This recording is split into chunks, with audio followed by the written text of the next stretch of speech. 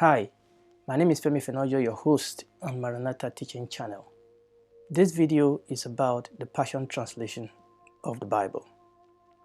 Let me say at the beginning that I'm not here to bash the Passion Translation of the Bible because I realize how much work will have gone into creating a work like this. It's still an ongoing project, but I do have serious concern about this translation, and I've shared it secretly with some friends.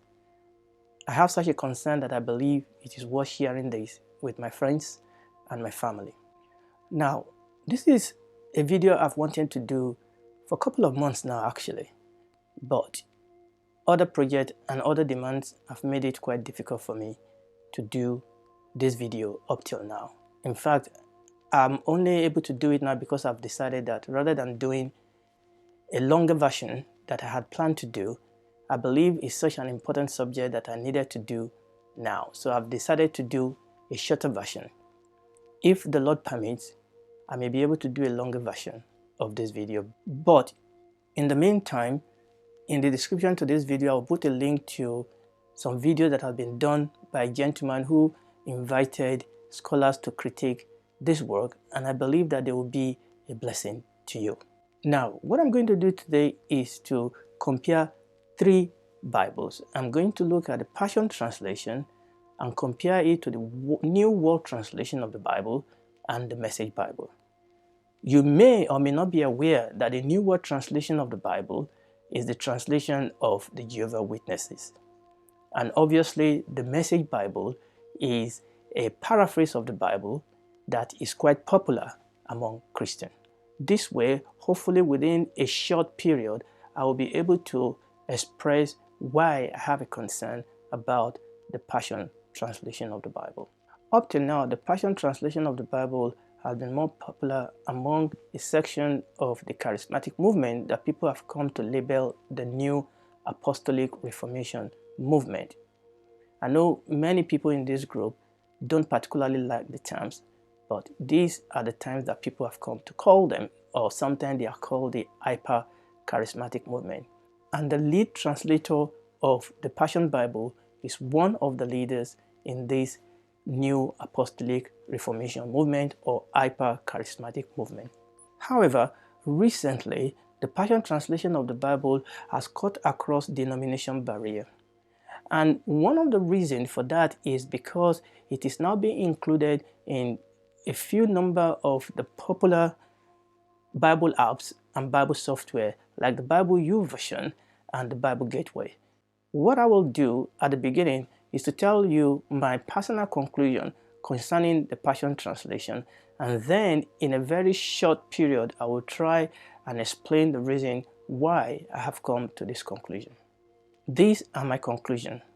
I cannot honestly recommend the Passion Translation to friends and family as a good translation. The lead translator, Brian, insists that the Passion Translation of the Bible is a translation rather than a paraphrase, and I'll be returning to this in the body of the discussion. My conclusion is, if the Passion Translation of the Bible is indeed a translation, then it is a very misleading translation. So if Brian insists that the Passion Translation is a translation, then I cannot honestly recommend it to people. Even as a paraphrase, I cannot honestly recommend the Passion Translation to friends and family. I do not believe that the Passion Translation is any better or safer paraphrase than all the other paraphrases that we have out there. And this is why I'm going to compare it to the Message Bible, which is a paraphrase. But should you desire or decide to use the Passion Translation of the Bible as a paraphrase, I will advise you use with very extreme caution. My last conclusion is, having read the Passion Translation of the Bible, the truth is that this translation was definitely done through the lens of the New Apostolic Reformation theology. Or, if you don't like that name, through the lens of the hyper-charismatic theology. And that is why I will be comparing the Passion Translation of the Bible with the New World Translation of the Bible. One of the things that I would do in this short video is to allow you to hear directly from the horse's mouth. So I'll be playing some short clip from Brian himself. Okay, 2009, Brian Simmons gets a new assignment. What happened? Jesus Christ came into my room. He breathed on me, and he spoke to me and said, I'm commissioning you to translate the Bible into the translation project that I'm giving you to do. And he promised that he would help me, and he promised me he would give me secrets of the Hebrew language. Do you believe when he blew on you there was an impartation for revelation? I do. I believe the spirit of revelation was given. He breathed on me so that I would do the project, and I felt downloads coming instantly. I received downloads. It was like I got a chip put inside of me. I got a connection inside of me to hear him better, to understand the scriptures better, and hopefully to translate. People have rightly raised concern about the source and the man behind the Passion Translation of the Bible.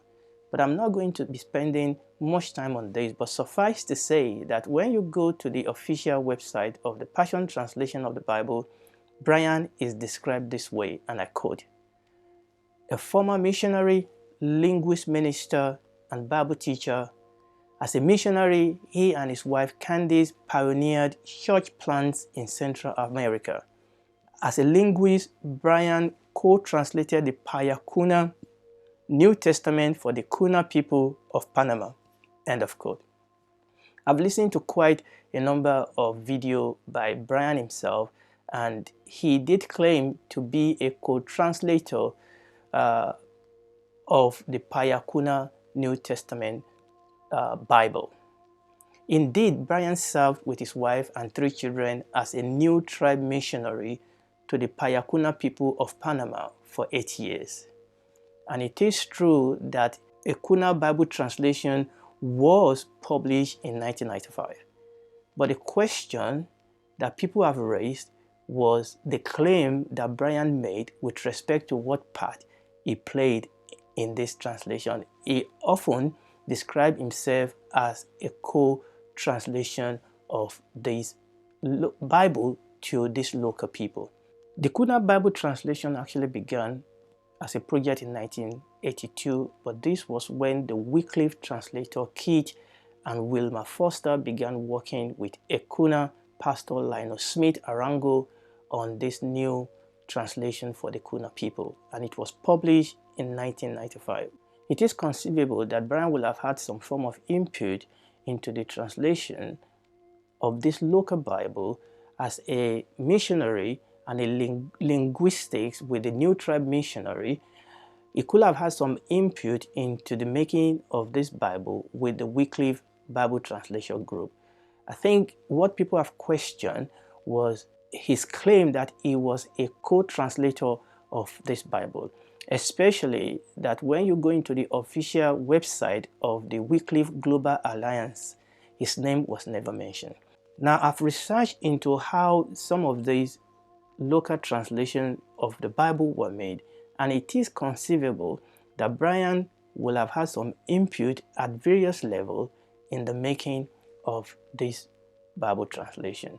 But it is true that a lot of the claim that he made does not really square with the information that the primary group that made the Bible itself, the Wycliffe Bible translators, made with respect to the making of this book. And also, Brian's timeline seems to be out of sync with the official timeline of the making of this local Bible. Now, like I said, I'm not going to spend too much time on this, but just to say that it is true that people do raise some concern with respect to the foundation of this book.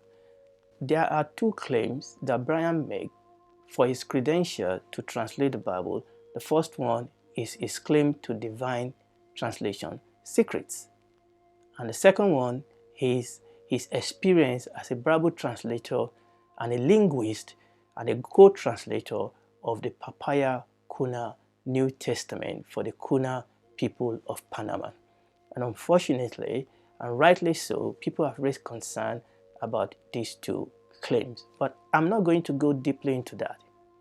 I would like to examine Brian's claim concerning the Passion Translation.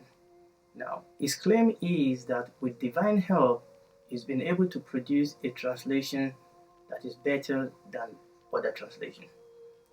He claimed that other translations have sanitized the translation of the Bible, and therefore he's bringing the Passion back into the translation of the Bible, and obviously he had divine help to be able to do this.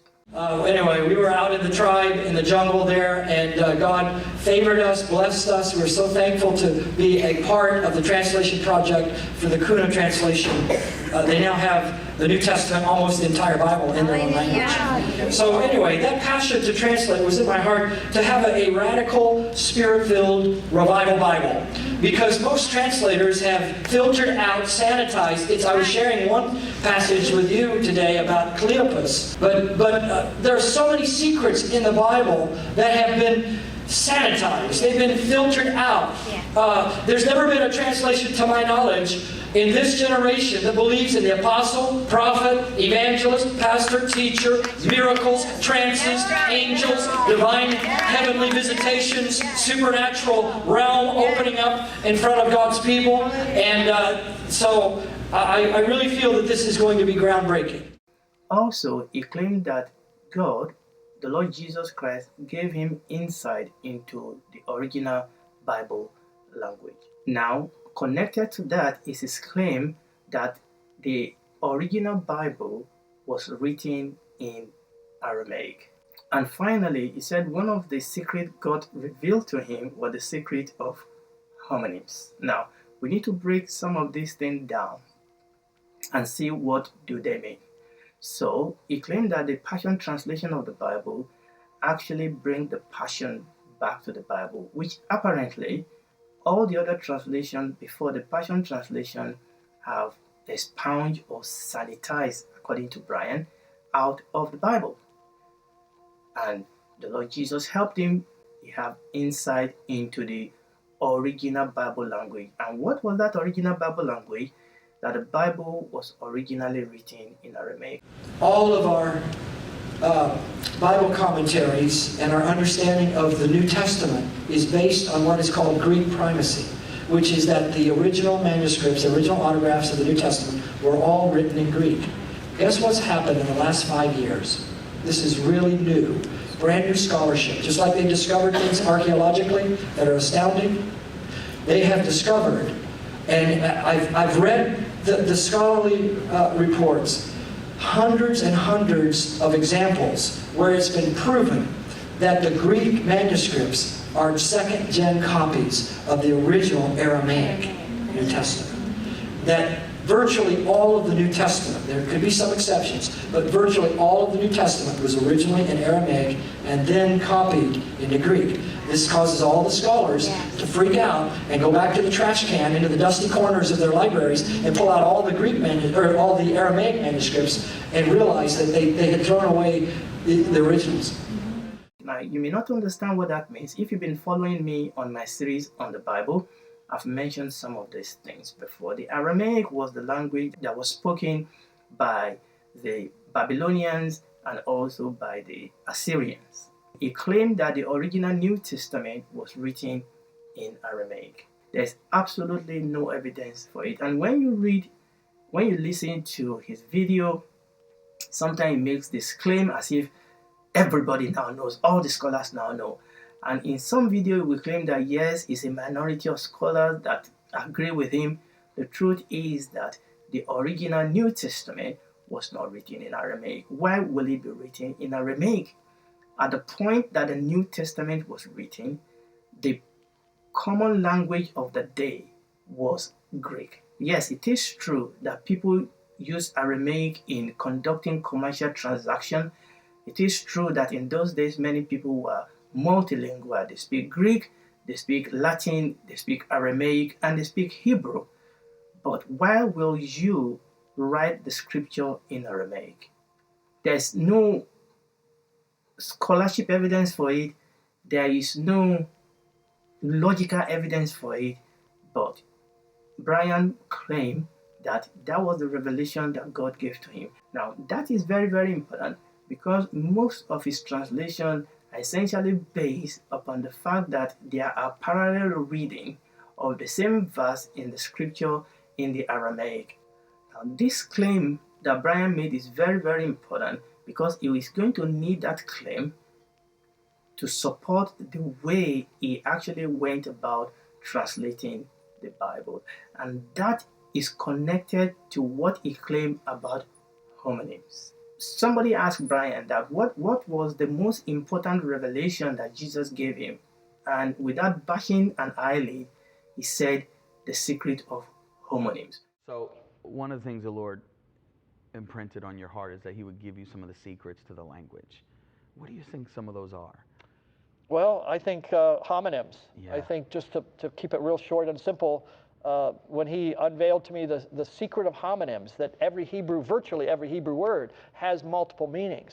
And to understand that he's saying both, not just one. Right. And it's so powerful. It enhances it. We put it in our footnotes.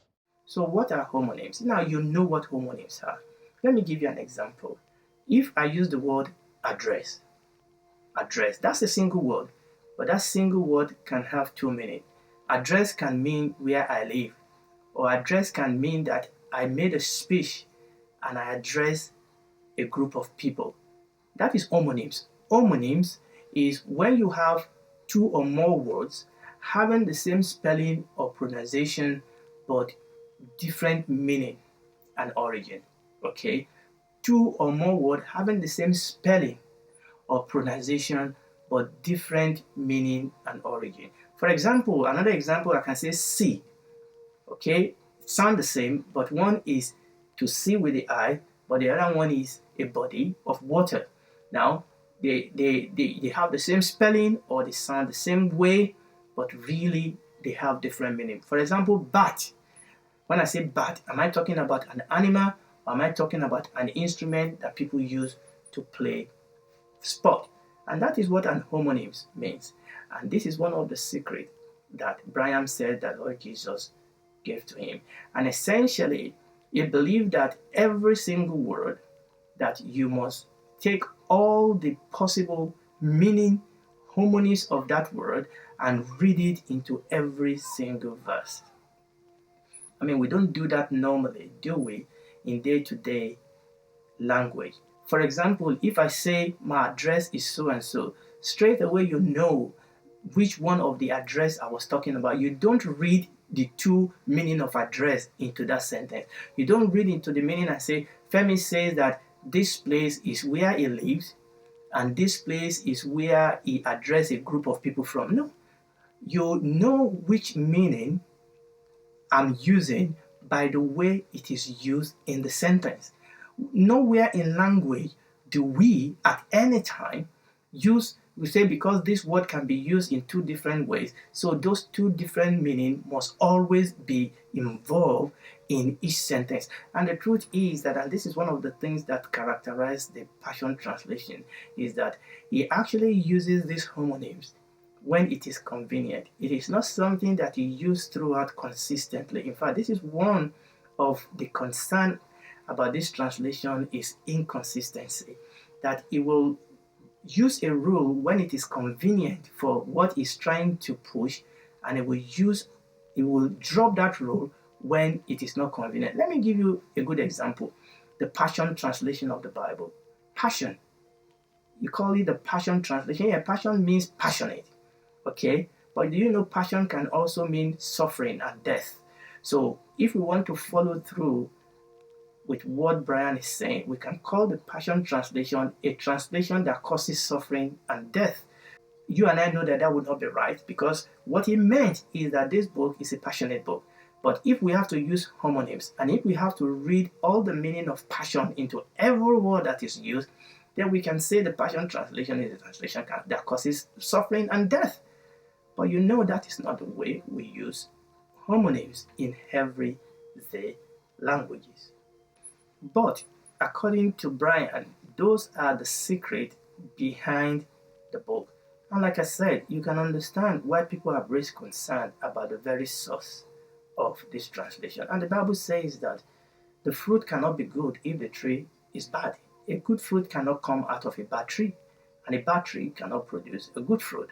But having said that, as I said at the beginning of this video, what I'm going to do is to compare the Passion Translation of the Bible with the New World Translation of the Bible and with the Message Bible, and try to justify the conclusion that I made at the beginning of this video. Let's start first by comparing the Passion Translation of the Bible with the New World Translation of the Bible. You know, people have said, look, have you read the translation I have? In fact, I have a copy. I have an electronic copy of the Passion Translation. I didn't think it would be right for me to do this type of thing without looking at the book myself, even though I am not going to recommend it to you. I did that because I needed to do this research. Now, people say, but there are so many beautiful things, beautiful translation from this Bible. So what is exactly the problem? Now, look at the New World Translation of the Bible.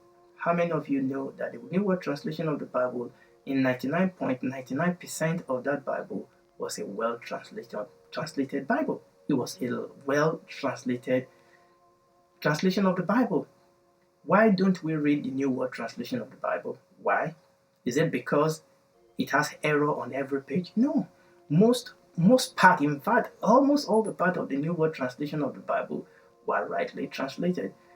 Most of us avoid the New World Translation of the Bible because we know that the Jehovah's Witnesses actually import their doctrine, their teaching into specific area of the Bible. I mean, more commonly, we see that in John chapter 1, verse 1, where the Bible says, in the beginning was the Word was with God, and the Word was God. But the Jehovah's Witnesses, they smuggle their translation into that verse, and rather than saying that the Word was God, they put the word was a, and they put small g, God. But do you see what happened here? Now, when you read the footnote, and the Passion Translation have a lot of footnotes, the same thing with the New World Translation. When you read the footnote, they try to justify scholarshiply, they try to justify the reason why they put a God there. And in the footnote also, they try to smooth it out and give you alternate reading that will probably appeal to other people, you know. And this is exactly what happened a lot in the Passion Translation of the Bible. There are massive footnotes, just like the New World Translation. Okay, so the New World Translation, they smuggle into various parts of the Bible their own doctrine, and they try to cover it up with scholarship explanation why they did that. Also, the New World Translation claim that their job or that their work were done by scholars. Just the same way that the Passion Translation did claim that even though Brian was the lead translator, that there were other scholars that give input into the work.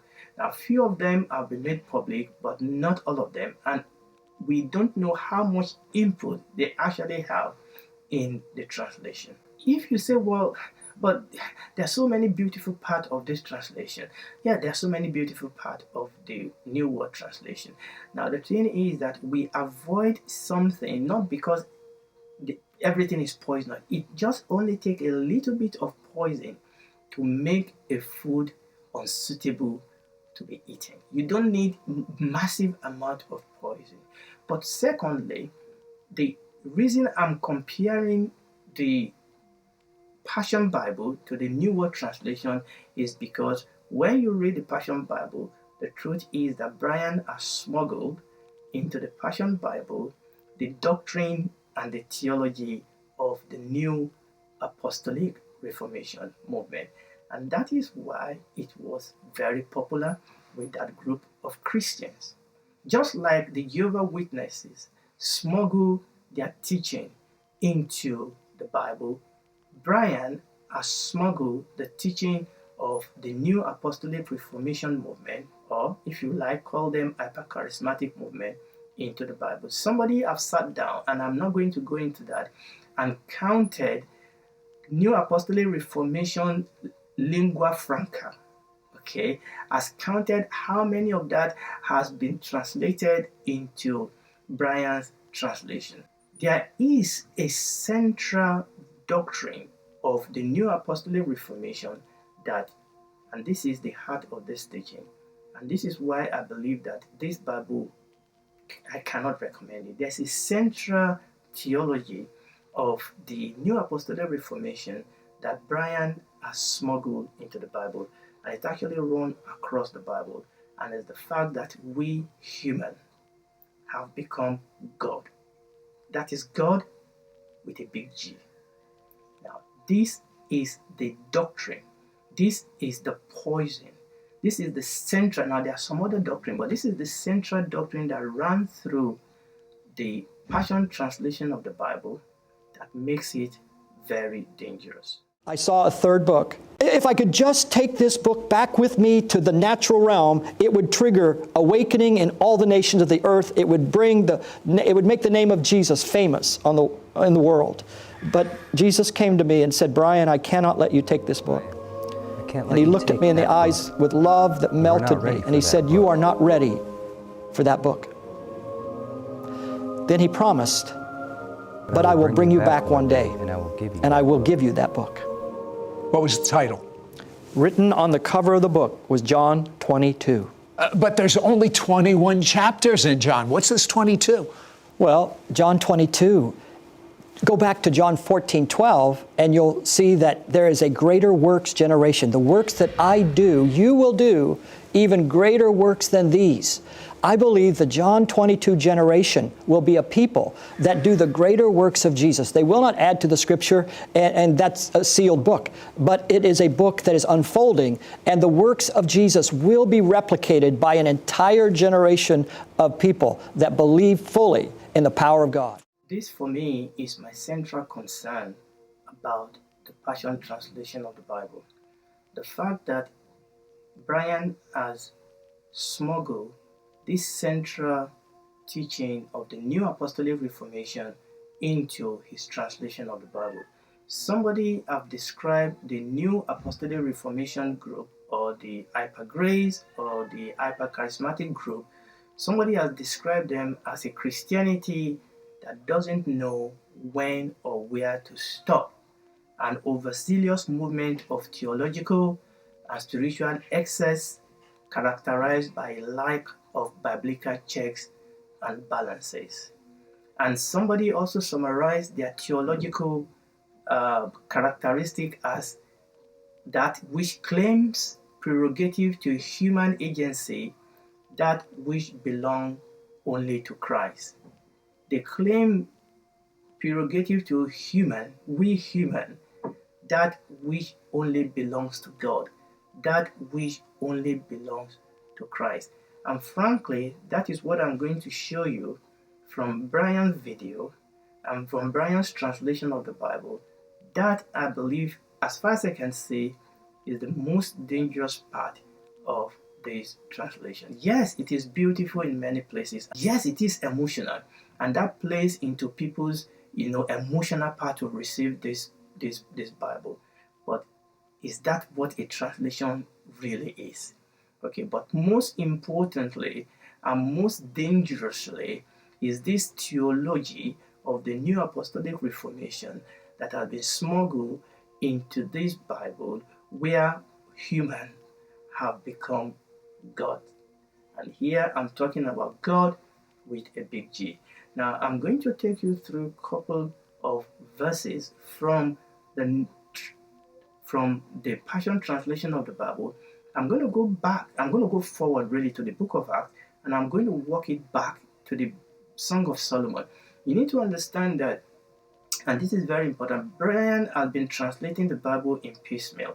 The first book that he translated was the Song of Solomon. And actually, that laid the seed, in my opinion, for the rest of things that follow. But I won't start with the Song of Solomon. I will end with the Song of Solomon, but I will start with the book of Acts and just show you a couple of places about how he translated some places in the scripture. And I want you to look out for this central, worrying doctrine of the New Apostolic Reformation that they have, imported, that they have smuggled, that Brian have smuggled into the scripture, the fact that human have now become God with a small g, with a big G. We are now God. And some of the things that he said in his teaching, and that he said that he translated in his translation, are so mind-boggling. And I asked myself, how could somebody actually be bold enough to say things like this, or to write things like this? And I will allow him himself to tell you how his publisher first of all reacted to some of these things that he's doing. But this, for me, is the reason why this book should not be recommended for Christians to use. Now, so let's start with the book of Acts. Acts chapter 11. This was when Barnabas and Saul went to Antioch. And the Bible says, let me read from verse 25. Barnabas left for Tarsus to find Saul and bring him back to Antioch, verse 26. Together, and by the way, I'm reading now from the Passion Translation of the Bible. Together, Saul and Barnabas ministered there for a few years, equipping the growing church and teaching the vast number of new converts. It was in Antioch that the followers of Jesus were first revealed as anointed ones. It was in Antioch that the followers of Jesus were first revealed as anointed ones. Do you know who anointed ones are? That is the Christ. The anointed one is the Christ. The anointed one is the Messiah. There is no anointed ones. There is just one anointed one. There is just one Messiah. And that is Jesus, the Christ. But Brian said it was in Antioch that the follower of Jesus was first revealed as anointed one. Remember, this is the doctrine of the hyper-grace, hyper-charismatic New Apostolic Reformation group, the fact that human has now become God. And that is why he smuggled that into this translation. There was nothing in the translation there to warrant him doing this. But this is what he put in the footnotes. He said, all Christians. All Christians. Now, that is actually the original translation of the word. It is Christian. Okay? And then let me just read his footnotes like he wrote it. Footnote on 11 verse 6. Christians or Christians. The Greek word chrematizo means supernaturally revealed, imparted. That is one of their buzzword, supernatural, imparted. Okay? Let me read that footnote again. 11:6, or Christian, the Greek word chrematizo means supernaturally revealed, and in bracket imparted, more than simply called. It was first in Antioch that the revelation came that the believers were anointed ones. See also Matthew 2:12, where the term is used as God-given revelation in a dream. We'll leave that alone. This is a blasphemy. This is a blasphemy. If I'm not going to read the New World Translation because they make Jesus less than God, I'm not going to read the Passion Translation of the Bible because they make human God with a big G. We are not God. And this is not just about we being sons of God. It is very, very clear when you follow the thread, as I will show you, and when you listen to him on the video, that he's saying that we human, we have become God. We have become God with a big G. And that is blasphemous. Now, when you read the original word there in that Christians, now I'm going to tell you the original word and see where did he get this from. The original word in that verse 6 is Christianos. Christianos. And there's no way you can translate it to mean Christ, the anointed one. It is Christiano, and that is the follower of Christ. Now, the original word for Christ, for the anointed one is Christos, and that is the Christ. That is the anointed one. Act 11:26 did not say that that is where the church was first called the anointed ones. I mean, it doesn't even make sense. Okay, these were unbelievers. Okay, these were unbelievers that were calling them Christians. Okay, these were unbelievers that were calling them this name. Okay, they are like Christ. They are followers of Christ. They were not calling them the anointed ones. The word there is Christianos, the follower of Christ. The original word for Christ is Christos, and that is not the word in that part of the scripture. The truth is that this was dishonest of him. This was dishonest. This was him smuggling something into the scripture that was not there. That scripture didn't say that the church was called the anointed ones.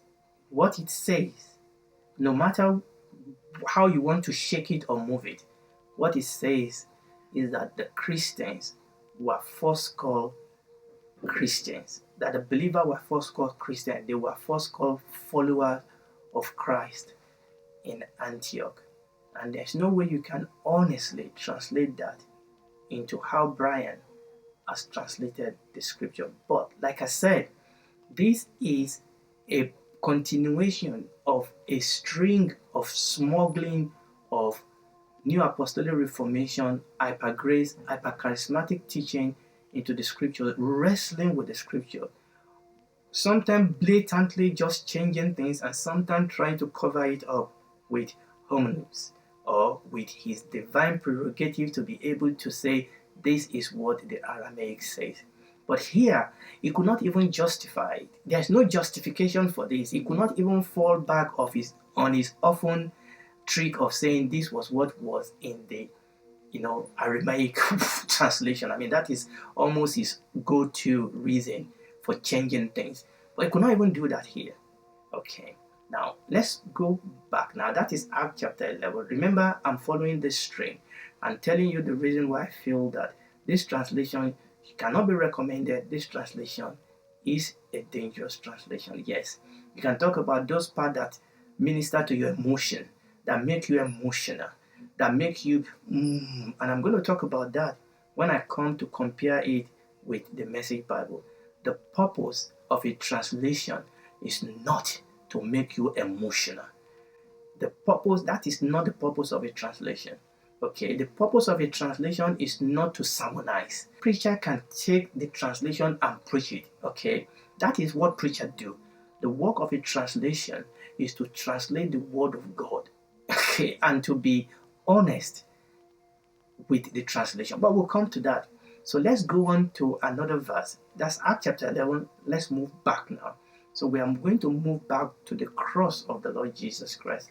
And you're going to see what Brian did. Again, remember, it is this same thread of smuggling their theology into the scripture that we, human, are now God. Because that is who they are. They don't know where to stop.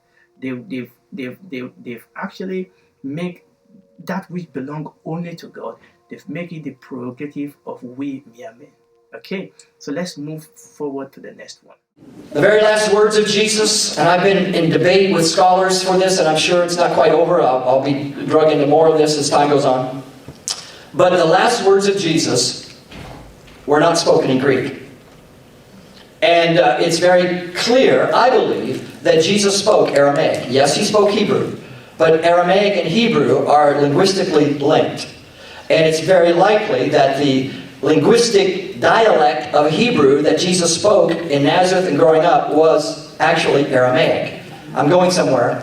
The last words of Jesus, what are they? What's the last words he spoke on the cross? It is finished. Yeah. That is one word in Aramaic. It is the word kala. K-H-A-L-A, kala. Kala in Aramaic, like many words in English, has two meanings. Sea, meaning vision. Sea, meaning ocean. Kala has two distinct meanings. One is consummated, completed, finished, done. But every Aramaic speaker without exception, clearly knows what Kala is. It's the word bride. The last words of Jesus, most likely, bride.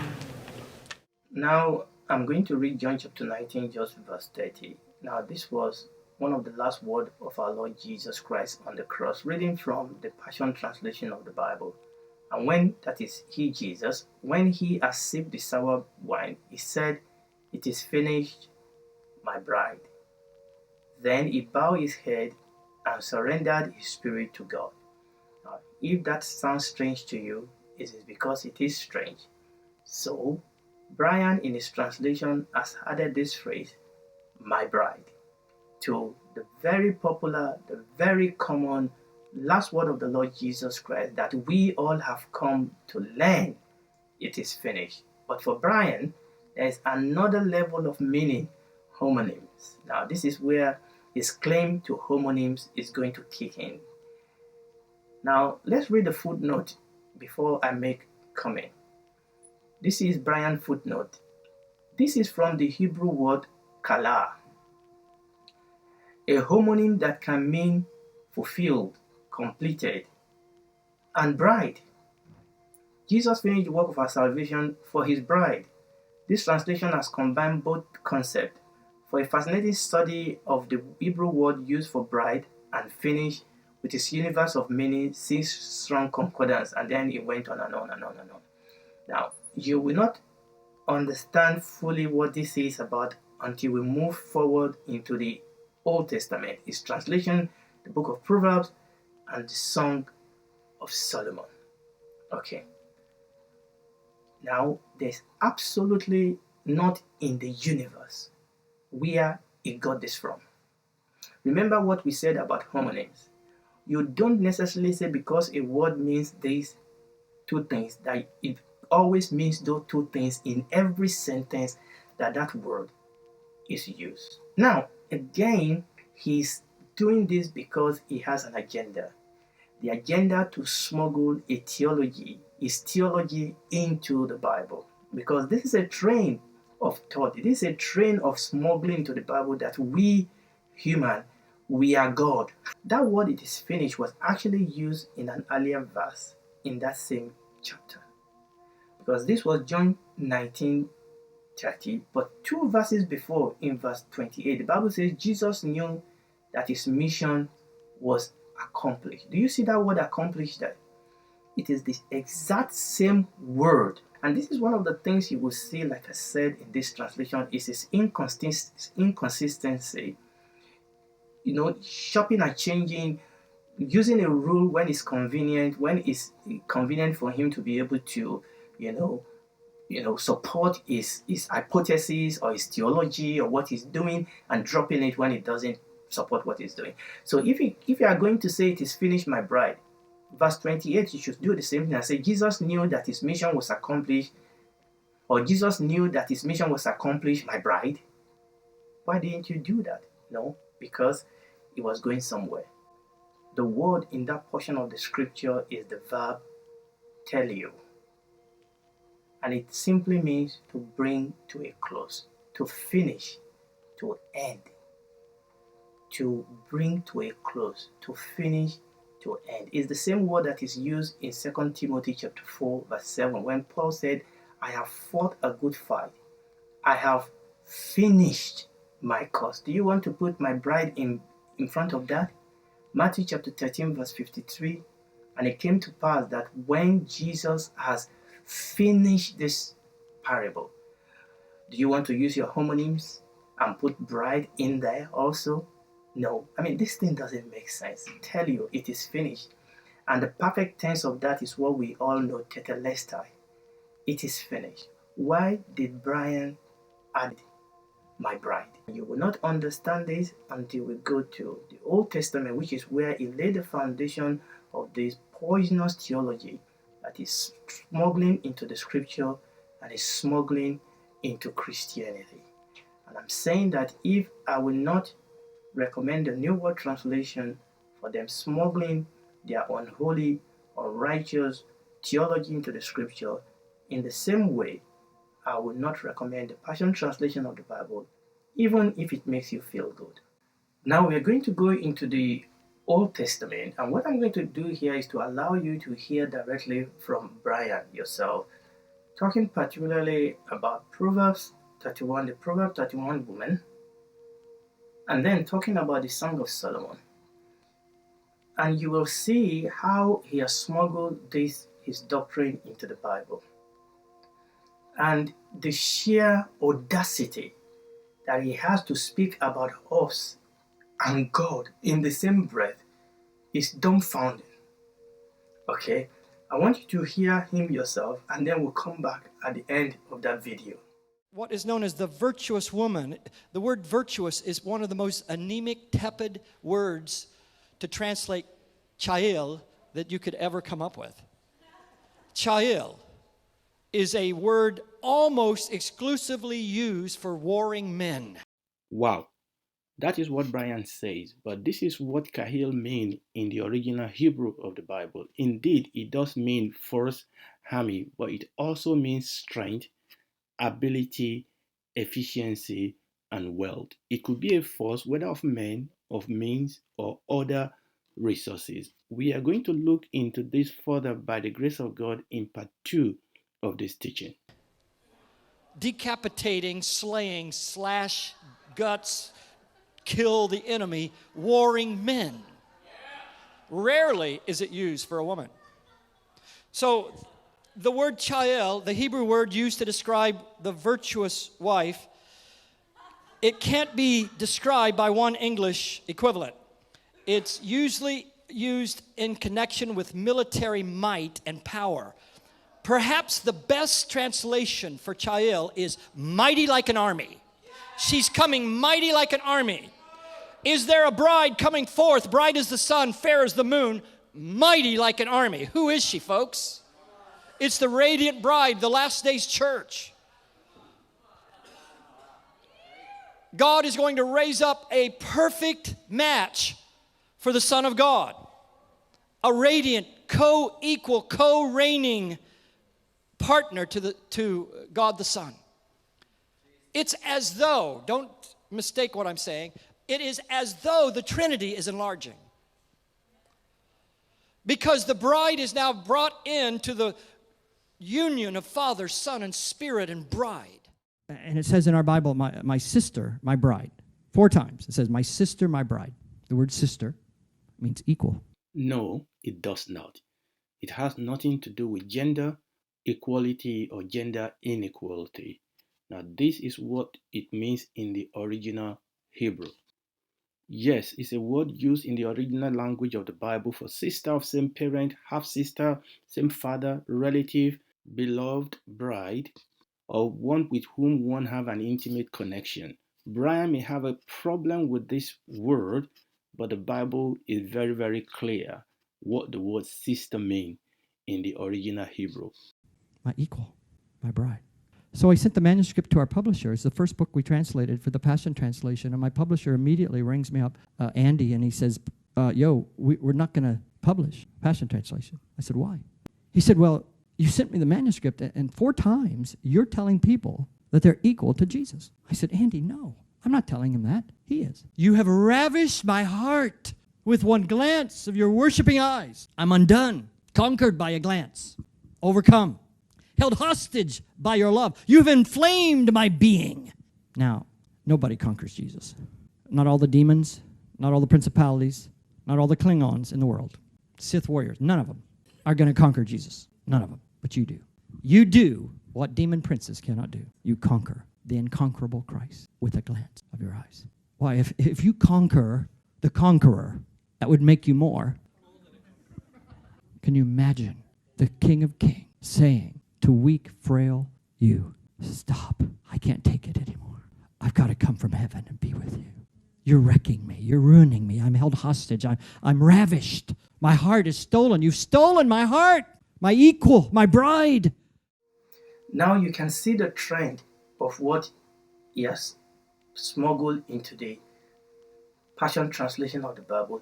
Essentially, it is the essential theology of the upper grace, upper charismatic, the New Apostolic Reformation teaching that human being has now become God. Remember, this is not talking about the fact that we are sons of God. This is talking about the fact, you see the type of language he was talking about, that we are God. Where he was talking about the Lord Jesus. I mean, how can he say that God said, you have conquered me, you have arrested me, no more. No, I mean, my. And this is blasphemous. This is an error. And that is the reason why I cannot honestly recommend this translation to Christian. Okay, again, I'm repeating it. I know some of you find some of the gushy, some of the passionate aspect of it appealing. But the truth is that there's a lot of poison in this translation. But let's go on to the other side. That is me comparing the Passion Translation to the New World Translation. And I know I've repeated it many times. I cannot recommend the New World Translation, and for the same reason, I cannot recommend the Passion Translation of the Bible either. Now, let's move on now. Let's move on and compare the Passion Translation to the Message Bible. And this is the place where I want to talk about paraphrase of the Bible. Now, I know that Brian insists that his translation is not a paraphrase. I'm not going to go into the theology or even the scholarship argument of this. The truth is that by definition, what Brian has done is not a translation. What is a translation? And this is one of the things that we need to understand here. What is a translation? A translation is trying to get a work, an autograph in one language, and getting into another language word for word as far as it is possible. Now, it is the nature of translation that you cannot translate a language to another language word for word every time. That is the nature of translation. But what a good translator does is to try as much as possible to translate the work in one language into another language word for word as far as it is possible. So a good translation of the Bible is one that strives towards doing this. Now, in our series on the Bible, for those that followed me on Facebook, my brother's platform, we've done some of this thing. We've done some of this thing also on Maranatha Teaching Channel platform in the past, and in the series that we are now releasing on the channel, we are going to talk about this. This is the reason why we have so many versions of the Bible today. Some of them are translation and some of them are paraphrase. Okay, now there's some translations that are better translation than others. For example, a Bible like the New American Standard Bible, the King James Bible, the Amplified Bible, those are good translation in the sense that they strive to translate the Bible word for word, and that is the job of a good translation. Now, there are many other good translations also that mix it up a little bit, a lot of word for word, but they also use phrase for phrase so that they can make the language a little bit more readable. And that is still fine because you are translating word for word and phrase for phrase, and those are the NIV Bible of this world, the Good News Bible, and even the New Living Translation Bible fall into this, even though the New Translation Bible moved towards using phrase for phrase more than word for word. But we have set of Bibles that are paraphrased. Now, these paraphrase are essentially, what they've done is to take liberty. Now, they are not trying to translate word for word. They are not trying to translate phrase for phrase. What they are trying to translate is thought for thought. So they take liberty to use words and phrases that were not in the original. And that is what paraphrase does. But you always have to be very careful with a paraphrase. But the Message Bible is a good paraphrase because a good paraphrase will tell you on the outset that I am a paraphrase. For example, we now have the New Living Translation, which is actually a translation, but it was a translation based on an original paraphrase called the Living Bible. Okay, and the Message Bible is a good paraphrase, and at the onset, Eugene Peterson already said that, look, this is a paraphrase. This is a paraphrase. This is not a translation of the Bible. What you need, and what Brian has done in the Passion Translation is trying to cover this in all sort of, scholarship and divine, enablement and things like that. Essentially, what he has done oftentimes is to paraphrase. Now, I'm going to give you a very simple example that will show you what I'm saying here. Do you know what the shortest verse in the English Bible is? Obviously, you do. That is John chapter 11, verse 35. You know what it reads? Jesus wept. That is the translation. Look through your common translation. Even the Amplified Bible, even the classic Amplified Bible, simply translated the word Jesus wept as Jesus wept. Now, let's read that verse from the Passion Translation of the Bible. Then tears streamed down Jesus' face. Then tears streamed down Jesus' face. What is wrong with that translation? If you are a paraphrase, absolutely nothing wrong with that translation if you are a paraphrase. But if you are a translation of the Bible, there's everything wrong with that translation. Now, the reason I've taken you there because I felt this is a good way for you to see what is going on here. The Amplified Bible is a very good translation of the Bible. And what Amplified does, look, the work of a translation can be difficult. Sometimes you can have a word that takes more than one word to be able to bring out the meaning, and that is what Amplified does. It's an amplification, it's giving you all the nuances of what is going on. But that is not what the Passion Translation of the Bible does. The Passion Translation of the Bible is not amplifying, is duplicating, is bringing in all sorts of additional things that are not there in the first place. Okay, but even in this verse, the Amplified Bible have nothing to amplify. The Amplified Bible simply says Jesus wept. Because in that translation, there's no other way to translate it. You can either translate it Jesus wept, or you can translate it Jesus cried. There's no other way. But the Passion Translation of the Bible says, then tears streamed down Jesus' face. Look, like I said, if you are paraphrasing something, that's fine. Some people actually weep by shedding little tears. How do we know? How do you know in that verse if you are translating? Oh, okay, you can say Jesus revealed that to him. Then how do we know when Jesus reveals something to you or to the Jehovah's Witnesses or to the Mormons? How do you know from that verse, from the original, that tears streamed down Jesus' face? It is not in that verse. Now, in the scheme of things, it doesn't make any much difference in this verse. But what I'm trying to let you know by bringing you to this is that this is not a translation. Okay, you don't translate that word, then tears stream down Jesus' face. Yes, I know it appeals to our emotion, and the Christianity of today is becoming emotional. There's nothing wrong with emotion, but the work of a translator is not to pander, to appeal to our emotion. And also the job of a translator is not to sermonize the scripture. That is not the job of a translator. Your job is to translate. Can you imagine if you are preaching in a place and you have a translator that is translating for you and is putting all sorts of nuances into what you are saying that you are not saying? Will you be happy with that? You say, I'm just making it much more passionate. And tears stream down Jesus' face. That's fine. Like I said, if you are paraphrasing, but that is absolutely bad if you are translating.